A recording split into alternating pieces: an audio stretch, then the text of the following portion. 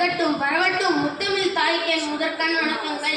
என் பெயர் முகமது ஃபைஸ். நான் 4ஆம் வகுப்பு ஆ பிரிவில் படிக்கின்றேன். நான் இங்கே பேச வந்துள்ள தலைப்பு பாரதியின் புதுமை பெண். பூதும் பெண்களுக்கு என்று படிப்பதற்கான என்ற காலம் மாறி இன்று காய்கறி முதல் கணினி வரை பெண்கள் பல சாதனை படைத்து வருகின்றனர். இதற்கு முக்கிய காரணம் நம் பாரதி. தேச விடுதலைக்காக நிலையில் சுதந்திர விடுதலைக்காக நிலையில் முக்கிய பெண் விடுதலைக்காக போராடினார். மாடு தம்மை இழிவு செய்யும் மடமை தம்மை கொளுத்துவோம் என்றே பெண்களை இழிவு செய்வோரை சாடினார். அந்த காலத்தில் பெண்களுக்கு பல இன்னல்களும் இடையூறுகளும் இருந்தன. படிப்பதற்கு தடை, இளம் வயது திருமணம், உடல் கற்றல் இவை அனைத்தையும் பெண்கள் பல சாதனை படைத்து வருகின்றனர். ஆண் கல்வி கற்றால் அது குடும்பத்திற்கு மட்டும், ஆனால் ஒரு பெண் கல்வி கற்றால் குடும்பத்திற்கும் நாட்டிற்கும் பயன் தரும்.